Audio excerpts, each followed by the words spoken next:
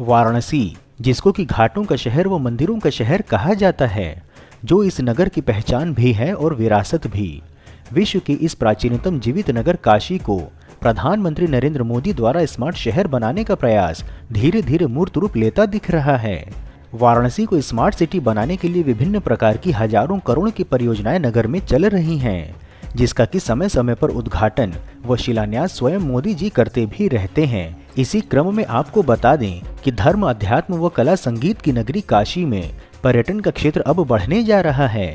अब यह बात गंगा व उसके घाट, गलियां, सारनाथ और श्री काशी विश्वनाथ मंदिर समेत देवालयों की विशाल श्रृंखला से भी आगे बढ़कर पुराने शहर की नींव के पत्थरों तक जा रही है। वाराणसी के सबसे प्रसिद्ध घाटों में से एक 80 घाट का नाम तो आपने अवश्य ही सुना होगा और इस घाट को भली भांति पहचानते भी होंगे, परंतु अब संभवतः आप नहीं पहचान पाएंगे क्योंकि इस 80 घाट का स्वरूप बदलने वाला है। इस प्रोजेक्ट की संपूर्ण जानकारी व एक्सक्लूसिव ग्राउंड रिपोर्ट के लिए वीडियो को अंत तक अवश्य देखें। मित्रों, वीडियो में आगे दी जाने वाली जानकारी यदि आपको पसंद आए तो वीडियो को लाइक व शेयर अवश्य करें तथा चैनल पर नए हो तो चैनल को सब्सक्राइब करके हमारे मनोबल में वृद्धि करें। चलिए वीडियो में आगे बढ़ते हैं। जहां एक और काशी को आधुनिक बनाने के उद्देश्य से खिड़किया घाट को वाराणसी का पहला मॉडल घाट बनाया जा रहा है, जो कि पूरे वाराणसी या पूरे पूर्वांचल का ही नहीं अपितु संभवतः देश का सबसे आधुनिक घाट होगा।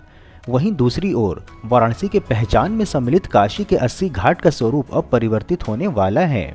बनारस के 80 और दशाश्वमेध घाट पर देश ही नहीं विदेश से भी लोग घूमने के लिए आते हैं। बनारस की सुबह पूरे विश्व में प्रसिद्ध है और हो भी क्यों ना, जहां गंगा नदी किनारे सुबह की छटा अनोखी और निराली दिखती है। इसे देखने के लिए विदेशी यात्री खींचे चले आते हैं। बता दें कि वाराणसी में ऐसे तो 80 से अधिक घाट हैं और सभी घाटों की अपनी इतिहास एवं विशिष्टताएं हैं, जिनमें से संत रविदास घाट से लेकर आदि केशव तक के घाट आते हैं। इसी को ध्यान में रखते हुए 80 घाट का कायाकल्प किया जा रहा है। नमामि गंगे परियोजना के अंतर्गत कई सालों से 80 घाट पर जमे सिल्ट को हटाने का कार्य आरंभ हो गया है। बता दें कि नमामि गंगे की टीम बीते 5 दिनों से जेसीबी के माध्यम से घाटों पर जमे सिल्ट को हटा रही है। जिस प्रकार से ये काम चल रहा है उससे लगता है कि आने वाले 10 दिनों में 80 घाट अपने पुराने स्वरूप में वापस लौट आएगी। नए 80 घाट पर 7 प्लेटफॉर्म और पुराने घाट के 9 प्लेटफॉर्म फिर से दिखाई देने लगेंगे। बताते चलें कि प्रधानमंत्री नरेंद्र मोदी ने नवंबर वर्ष 2014 में पहली बार इसी घाट पर फावड़ा चलाकर सफाई अभियान का आरंभ किया था। पीएम मोदी ने लगभग 10 मिनट तक लगातार फावड़े से मिट्टी काट करके निकाला था। उसके पश्चात स्थानीय प्रशासन के सहयोग से एक निजी संस्था ने घाट पर जमे सिल्ट को पूरी तरह से साफ किया था, परंतु धीरे धीरे यहाँ प्रत्येक वर्ष गंगा नदी के बाढ़ और जल के साथ यहाँ पर मिट्टी एकत्र होती चली गई और देखते ही देखते 3/4 घाट पानी और मिट्टी से ढक चुकी है, परंतु अब उसे पुनर्जीवित किया जा रहा है। नमामि गंगे की टीम की 5 जेसीबी की सहायता से इस मिट्टी व गाद को हटाने का कार्य संचालित है। घाटों के निवासियों के अनुसार इससे गंगा और 80 का पुराना वाला विहंगम रूप लौट सकेगा। जानकारी के लिए बता दें कि पुराने 80 घाट पर 9 प्लेटफॉर्म थे और वहीं नए 80 घाट पर 7 प्लेटफॉर्म थे। वर्तमान में दोनों घाटों पर केवल 3 प्लेटफॉर्म ही दिखाई दे रहे हैं, बाकी सब 10 साल से अधिक समय से मिट्टी में दबे हुए हैं। प्रधानमंत्री बनने के पश्चात नरेंद्र मोदी ने यहाँ पर पहली बार फावड़ा चलाकर साफ सफाई का आरंभ किया था। उसके पश्चात वर्ष 2016 में शांतिलाल जैन और सनबीम भगवानपुर ने इस सफाई अभियान को चलाया था, परंतु घाटों का पुराना स्वरूप नहीं लौट सका था और अब लोगों को आशा है कि कुछ दिन पश्चात 80 घाट अपने विराट स्वरूप में सामने आ जाएगा। इसी क्रम में फिलहाल जेसीबी से मिट्टी काटकर उसका घोल गंगा में बहाया जा रहा है। इस पर गंगा विज्ञानियों ने आपत्ति जताई तो फिर वाराणसी के डीएम ने इस मिट्टी को किसानों तक पहुंचाने का निर्देश दिया है। बता दें कि लगभग 2000 ट्रक उपजाऊ मिट्टी यहां पर जमा होगी, जिसे किसानों तक पहुंचाने का दायित्व खनन विभाग को देने की तैयारी चल रही है, परंतु तब तक मिट्टी को गंगा में बहाने का कार्य निरंतर जारी है। बता दें कि जब से माननीय नरेंद्र मोदी जी वाराणसी के सांसद बन भारत के प्रधानमंत्री बने हैं, तब से वाराणसी के गंगा घाटों का कायाकल्प हो गया है और यह हमें बताने की आवश्यकता नहीं है। यह आप अपनी आंखों से स्वयं देख सकते हैं कि साफ सफाई हो, अथवा पर्यटन सुविधाओं में विकास, यह सभी का मन मोह लेती है। यही नहीं, काशी के ऐतिहासिक व पौराणिक महत्ता का ध्यान भी रखा जाता है और इसके लिए भी वाराणसी के सभी घाटों पर हर घाट से जुड़े उनके इतिहास व महत्व को बताने वाले शिलापट्ट व साइन बोर्ड आदि भी लगाने का विशेष कार्य किया गया है। अधिक जानकारी के लिए बता दें कि 80 घाट के पुनर्विकास के लिए जो मिट्टी गंगा नदी किनारे से हटाया जा रहा है वह 80 घाट ही नहीं, इसके आगे रीवा घाट से लेकर गंगा महल घाट, 80 घाट व नगवा घाट तक होना है।